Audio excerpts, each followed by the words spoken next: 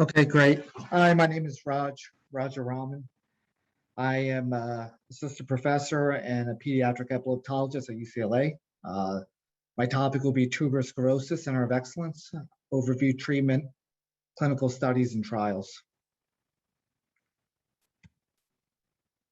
So overview, we will be covering genetics, surveillance, treatment, and clinical studies and trials. So tuberous sclerosis complex is a multi-system disorder, it's genetic, autosomal dominant, that affects multiple organ systems with benign tumors, and it occurs in about 1 in 6,000 babies. So for a rare epilepsy, it is actually pretty common. Dravet syndrome around 1 to 2,000, 3,000, tuberous sclerosis about 1 in 6,000. The way I like to think about tuberous sclerosis is that it controls cell growth, and the focus is on this large pathway. It's called the mTOR pathway. And up here is TSC1 and TSC2, and those are the two tuberous sclerosis genes that help control this pathway. And down here is the mTOR region. And if you have a mutation in TSC1 or TSC2, it's almost like you cannot control cell growth and your cells just continue growing. So it's almost like taking off the brakes. So your mTOR pathway gets revved up and you start having a lot of cell growth, which leads to tumors. I've noticed that we have here rapamycin, which is known as a mTOR inhibitor, and we can get into that later because drugs that are similar to rapamycin can help control the mTOR pathway. So in terms of organ systems affected, we have the brain up here, eyes, heart, skin findings, as well as lung findings and kidney findings. And we will start off talking about the brain. So in terms of MRI findings and things that you can find in the brain, within the ventricles, there are something called subependymal nodules. And these nodules will continue to grow. And when they become around 10 millimeters and larger, they're now known as subependymal giant cell astrocytomas, or SAGAs.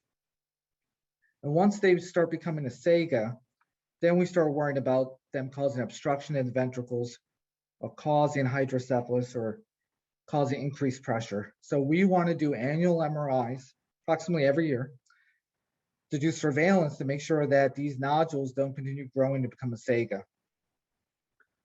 Of importance is that these SAGAs don't cause the seizures seen with tuberous sclerosis, but they can cause obstruction and cause worsening symptoms. So it's important to keep a close eye on these. We used to do just surgery where we cut out these SAGAs, but if you have them on both sides or if you have a lot of SAGAs, it's sometimes hard to resect them. So what we can do is treat it with the mTOR inhibitor. So like we showed previously with the rapamycin, there are drugs, everolimus or sirolimus, which can help shrink these SAGAs. Or we could do open surgery, or now we could put a laser in the SAGA and have an ablation or kind of heat up the tumor to melt away. Now these tumors are benign tumors. They don't need radiation or chemotherapy, but it's important to keep a close eye on their growth. The other thing that we see on MRIs are these cortical tubers. So the white areas, which the arrows are pointing at, those regions can cause seizures. So it's important to know where the tubers are, as if the seizures become more difficult to control, we can later try to cut out these tubers to stop the seizures. Epilepsy is very common. So it affects approximately 80% of patients who develop epilepsy. Infantile spasms are seen in 50 to 75% of those with tuberous sclerosis complex. Vigabatrin is the first-line medication for the treatment of infantile spasms, especially spasms with kids who have TSC. There are lots of medications to treat the epilepsy. There's also diets, so the ketogenic diet or the modified Atkins diet. And there are also devices that are available, such as the vagal nerve stimulator, responsive neurostimulator, and deep brain stimulator, which can be used to help control the epilepsy.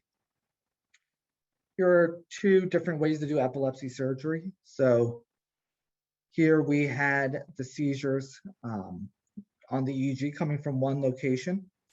It was coming from this region. And once we were able to identify it on the EEG, then we can go in and cut that portion out. So this is the open surgery. Here, this is a different method to try to get rid of the tubers, and this is the laser, where you put it into the region and then you use heat to melt that cortical tuber that's causing the seizures. This minimally invasive procedure is becoming more and more popular because you can go home fairly quickly after the procedure. But in terms of fully controlling the seizures, the verdict is still out on what's the best method to do it. As if once you heat the tuber, it's important to get rid of all the tissue.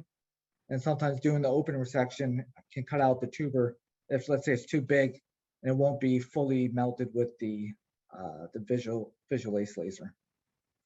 So epilepsy surgery is definitely an option that a lot of our TS children go through.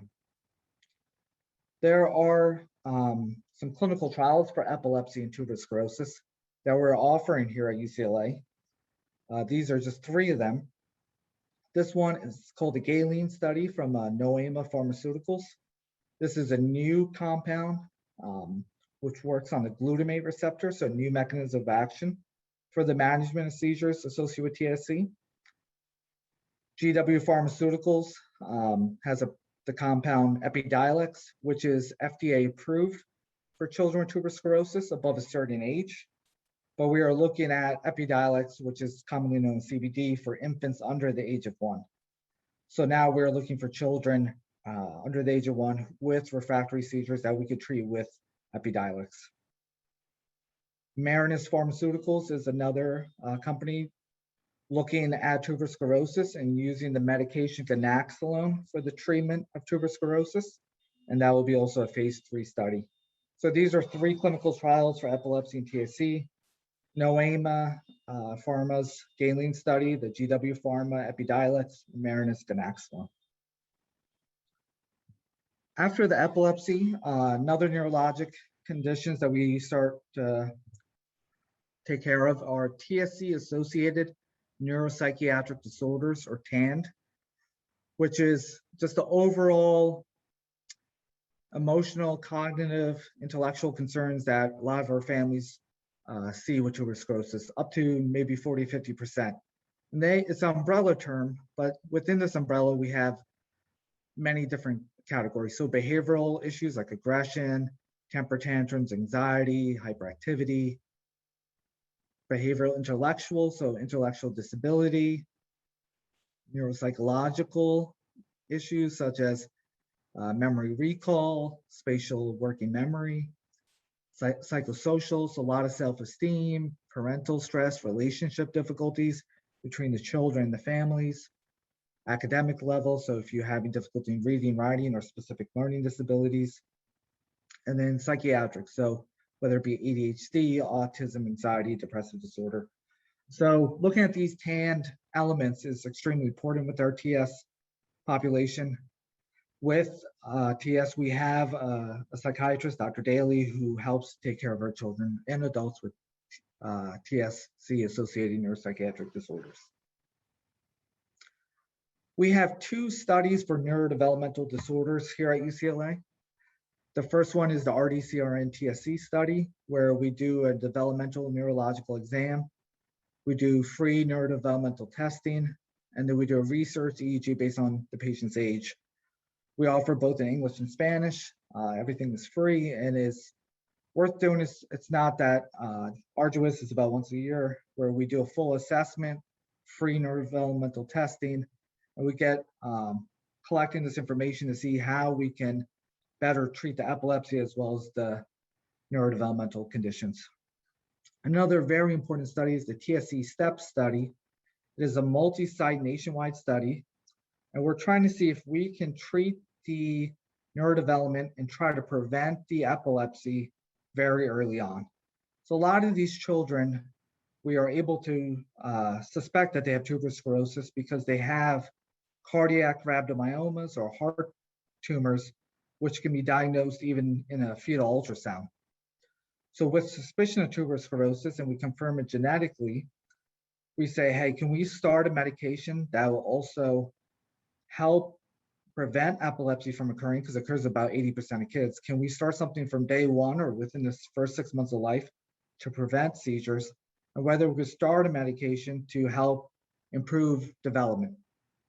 And the medication is called sirolimus. It's an mTOR inhibitor.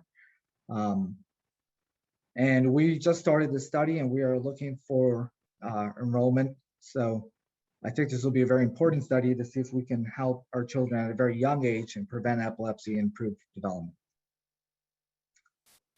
Cardiology surveillance. This is just an echocardiogram, and we see in the heart there's these large rhabdomyomas. They can shrink on their own, but they might need an mTOR inhibitor to help shrink the tumors if they are causing any kind of clinical issues like obstruction or outflow issues in the heart.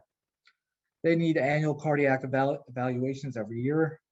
They do shrink on their own, so after a while, it's probably not necessary to fully do cardiac surveillance, but it's good to make sure the tumors are shrinking, not causing any arrhythmias or any kind of heart issues. Nephrology, so we have to also keep an eye on the kidneys. We do about annual MRIs of the abdomen to evaluate for this fat tumor called angiomyolipomas. 20% of children with TSC before age 67. 20% of children with TSC will develop that, and then 67 by the age 10. And then also renal cell carcinoma, about 2 to 4% of children. So it is important to do these annual MRIs, and we help coordinate and stress the importance of these. And we do the MRI of the brain together with the MRI of the abdomen.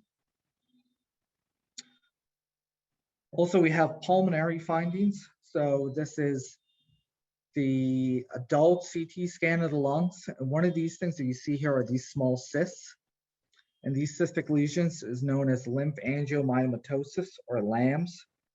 It is a very rare condition. It occurs about 1 to 3% of TSC patients. It's mainly women above the age of 18. So we need pulmonary surveillance, CT scans, and exams as an adult. So once our children start becoming adult age, and especially women, we start doing CT scans and pulmonary exams. Ophthalmology, so we recommend close opto follow-up because our patients can also develop retinal hamartomas. So here we see this tumor right here, and patient with TSC, about 40–50% could develop these retinal hamartomas. So it's also important to have close ophthalmology follow-up. Dermatology, we have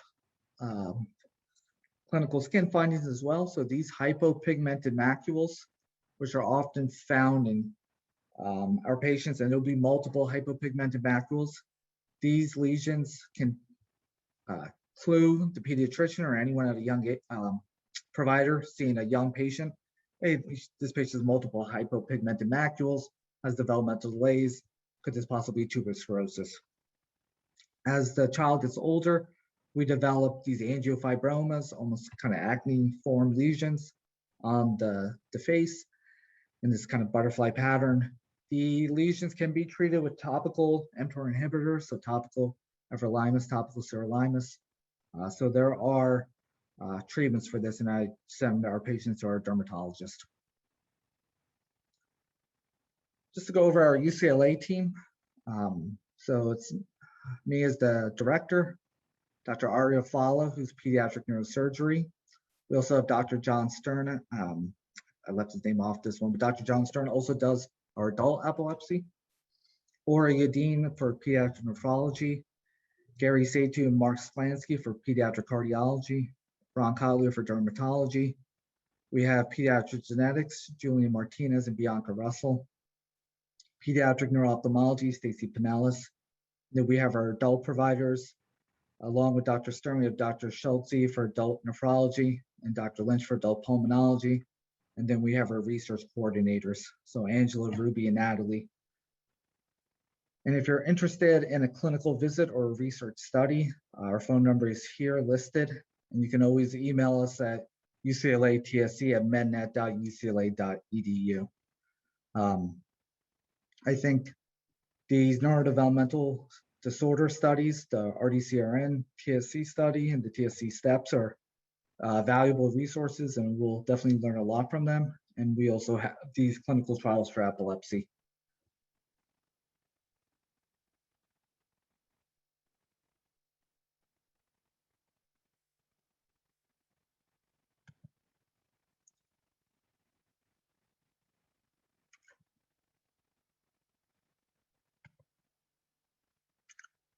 Do we have any questions?